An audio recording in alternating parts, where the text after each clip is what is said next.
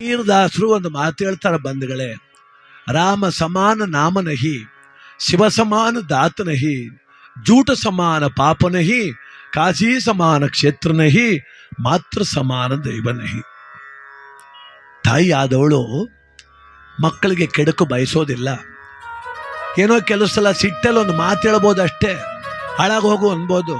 ಆದರೆ ಅಂತರಂಗದಿಂದ ಹೇಳೋದಿಲ್ಲ ತಾಯಿ, ಯಾವ ತಾಯಿನೂ ನನ್ನ ಮಕ್ಕಳು ಹಾಳಾಗೋಗ್ಲಿ ನಾಶವಾಗಲಿ ಅಂತ. ಕೆಲವು ಸಲ ಮಕ್ಕಳು ಅಷ್ಟು ನೋವು ಕೊಟ್ಬಿಡ್ತಾರೆ ತಾಯಿದಿರಿಗೆ. ನೋಡಿ, ಒಂದು ಚೀನಾ ದೇಶದ ಒಂದು ಕತೆ ಇದೆ. ಚೀನಾ ದೇಶದಲ್ಲಿ ಒಂದು ಪುಟ್ಟ ಹಳ್ಳಿ ಇತ್ತು. ಅಲ್ಲಿ ಕಡು ಬಡ ಕುಟುಂಬ.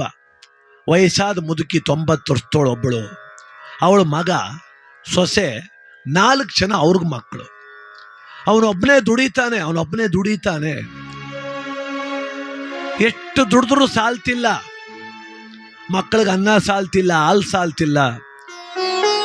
ಕೊನೆಗೆ ಆ ಹೆಂಡತಿ ಹೇಳ್ಕೊಟ್ಲಂತೆ ಗಂಡನಿಗೆ, ನಿಮ್ಮ ತಾಯಿ ಒಬ್ಬಳಿಲ್ಲ ಅಂದಿದ್ರೆ ನೀ ತರೋ ದುಡಿಮೆ ನಮಗೆ ಸಾಕಾಯ್ತಿತ್ತು. ಆ ಮುಪ್ಪಿನ ಮುದುಕಿ ಬಾಗಿಲಲ್ಲಿ ಕುಂತವಳೆ. ಆ ಹೆಂಡತಿ ಹೇಳ್ತಾಳೆ ಗಂಡನಿಗೆ, ನಿಮ್ಮ ತಾಯಿ ಇಲ್ಲ ಅಂದಿದ್ರೆ ನೀ ತರೋ ದುಡಿಮೆ ನಮಗೆಲ್ಲ ಹೊಟ್ಟೆ ತುಂಬ ಅನ್ನ ಆಗ್ತಿತ್ತು.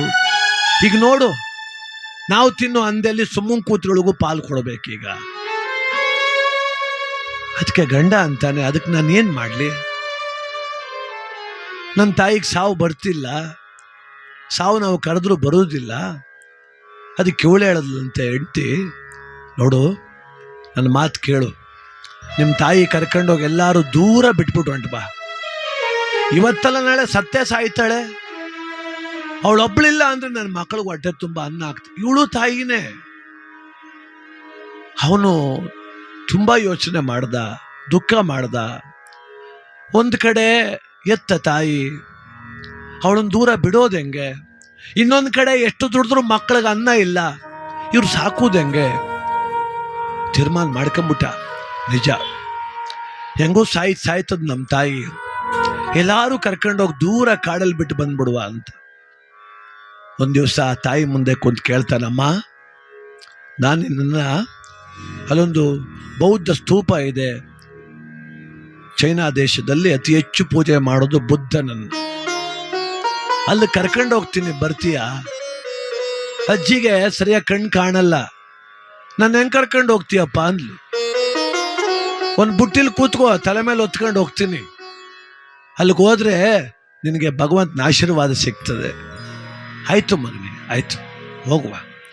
ಯಾವಾಗ ಹೋಗುವ? ನಾಳೆ ಬೆಳಿಗ್ಗೆನೆ ಮುಂಜಾನೆ 4 ಗಂಟೆಗೆ ಹೊರಟು ಬಿಡುವ. ಆಯ್ತು. ಒಂದು ದೊಡ್ಡ ಬುಟ್ಟಿಲಿ ತಾಯಿ ಕುಂಡಿಸ್ಕೊಂಡ, ತಲೆ ಮೇಲೆ ಹೊತ್ಕೊಂಡ. ಅಜ್ಜಿ ಆ ಮೊಮ್ಮಕ್ಕಳೆಲ್ಲರನ್ನು ಕರೆದು ಮುತ್ತಿಟ್ಟು 4 ಜನ ಮೊಮ್ಮಕ್ಕಳಿಗೆ ಆಶೀರ್ವಾದ ಮಾಡಿದ್ಲು. ಚೆನ್ನಾಗಿರಿ ಮೊಮ್ಮಕ್ಕಳ ಅಂತ. ಸೊಸೆಗೂ ಆಶೀರ್ವಾದ ಮಾಡಿದ್ಲು.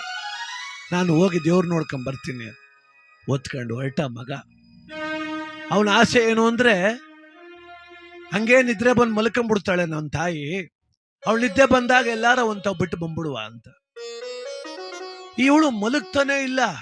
ಮಗನೇ, ನೀ ಚೆನ್ನಾಗಿರ್ಬೇಕು, ಮಕ್ಳು ಚೆನ್ನಾಗಿ ಓದಿಸ್ಬೇಕು, ನೀ ಚೆನ್ನಾಗಿರ್ಬೇಕಣಪ್ಪ, ವರ್ಷಕ್ಕೊಂದ್ಸಲ ಇಂಥ ಪೂಜೆ ಮಾಡು ಅಂತಾಳೆ. ಒಯ್ತಾ ಆ ಕಾಡಿನ ದಾರಿಲಿ ಒಯ್ತಾವನೆ, ದಟ್ಟ ಕಾಡು. ಈ ಅಜ್ಜಿ ಏನ್ ಮಾಡ್ತಾಳೆ, ಆ ಪಕ್ಕದಲ್ಲಿ ಎಲೆ ಗಿಡ ಅವೆಲ್ಲ ಕಿತ್ತು ನೆಲಕ್ಕೆ ಹಾಕಂತ ಒಯ್ತಾವಳೆ. ಕೈಗೇನು ಸಿಗ್ತದೆ ಅಕ್ಕಿಡೋದು, ಕೆಳಕ್ಕೆ ಹಾಕೋದು.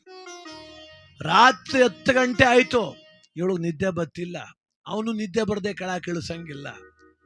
ಬೆಟ್ಟ ಹತ್ತದ, ಇನ್ನೊಂದು ಬೆಟ್ಟ ಇಳದ, ಕಾಡು ಮಧ್ಯಕ್ಕೆ ಹೋದ, ನದಿ ಪಕ್ಕಕ್ಕೆ ಹೋದ. ಈ ಅಜ್ಜಿ ಮನಗ್ತಾನೆ ಇಲ್ಲ. ಹೆಂಗ್ ಕೆಳಕ್ ಬಿಡೋದು ಇವಳನ್ನ? ಕೊನೆಗೆ ನಡೀಕಾಗ್ಲಿಲ್ಲ.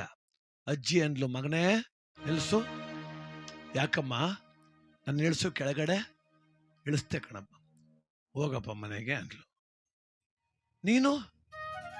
ಮಗನೇ, ಮೊನ್ನೆ ರಾತ್ರಿ ನಿನ್ನ ಹೆಂಡತಿ ನಿನಗೆ ಹೇಳ್ಕೊಡ್ತಿರ್ಲಲ್ಲ, ನಿಮ್ಮ ತಾಯಿ ಇಲ್ಲ ಅಂದಿದ್ರೆ ನಮ್ಮ ಮನೆಗೆ ಹೊಟ್ಟೆ ತುಂಬ ಅನ್ನ ಆಗ್ತಿತ್ತು, ಅವಳನ್ನ ಬಿಟ್ಟು ಬಾ ಅಂತ ಹೇಳಿದ್ಲಲ್ಲ, ನಾನು ಕೇಳಿಸ್ಕೊಂಡೆ ಕಣಪ್ಪ, ನಾನು ಕೇಳಿಸ್ಕೊಂಡೆ. ನಾನು ಬರೋಕ್ ಸಿದ್ಧ, ನಿನಗೆ ತೊಂದರೆನೇ ಕೊಡ್ತಿರ್ಲಿಲ್ಲ, ನನ್ ಕಣ್ಣು ಕಾಣಲ್ವಲ್ಲ. ಹೋಗು, ಸದ್ಯ ನನ್ನ ಮಗನಾಗಿ ಹುಟ್ಟಿ ಒಳ್ಳೆ ಕೆಲಸ ಮಾಡಿದೆ. ಈ ದೇಹ ಮಣ್ಣಲ್ಲಿ ಮಣ್ಣಾಗ್ಬಿಡ್ತಿತ್ತು, ಈಗ ಯಾವ್ದಾದ್ರು ಒಂದು ಪ್ರಾಣಿಗೆ ಆಹಾರನ ರಾಯ್ತೀನಿ, ಅಮ್ಮ ಬರೋ ದಾರಿನಲ್ಲಿ ಎಲೆ ಎಲ್ಲ ಕಿತ್ತಾಕೊಂಡ್ ಬಂದಿದೆಯಲ್ಲ, ವಾಪಸ್ ಬಂದ್ಬಿಡುವ ಅಂತ ಕಿತ್ತಾಕ್ಬಿಟ್ಟು ಬಂದ ಅಂದ. ಅದಕ್ಕೆ ಆ ಮುದುಕಿ ಅಂತಾಳೆ, ನನ್ನ ಕಣ್ಣೇ ಕಾಣಲ್ಲ ಕಣೋ ಮಗಳೇ, ನಾನು ಯಾಕೆ ಕಿತ್ತಾಕೊಂಡ್ ಬಂದೆ ಗೊತ್ತಾ? ನನ್ನನ್ನು ಬಿಟ್ಟು ಬರಬೇಕು ಅನ್ನೋ ಆತರದಲ್ಲಿ ನೀ ದಾರಿ ತಪ್ಪಿಟ್ರೆ ಮಗನೇ ನಿನ್ಗತಿಗೇನಪ್ಪ. ಈಗ ವಾಪಸ್ ಹೋಗುವಾಗ ನಾನು ಯಾವ ದಾರಿಲಿ ಎಲೆ ಕಿತ್ತಾಕೊಂಡ್ ಬಂದಿನ ಅಲ್ಲೇ ಹೋಗೋಕಂದ.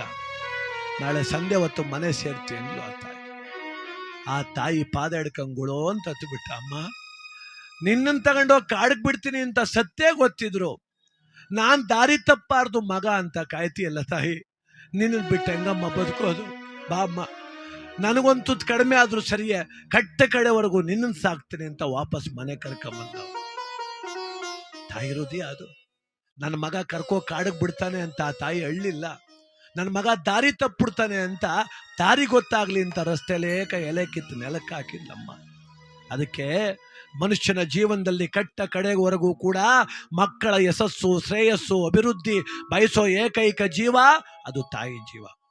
ಈ ಜಗತ್ತಲ್ಲಿ ಯಾವ ದ್ರೋಹನಾರು ಮಾಡಿ ಏನೋ ಮಾಡ್ಬೋದೇನೋ, ಆದ್ರೆ ಮಾತೃದ್ರೋಹ ಮಾಡಿ, ಪಿತೃದ್ರೋಹ ಮಾಡಿ, ಗುರುದ್ರೋಹ ಮಾಡಿ ಯಾರು ಬದುಕಿಲ್ಲ. ಅದಕ್ಕೆ ಎಚ್ಚರವಾಗಿರೋಣ, ಎಚ್ಚರಿಕೆಯಿಂದ ಬದುಕೋಣ.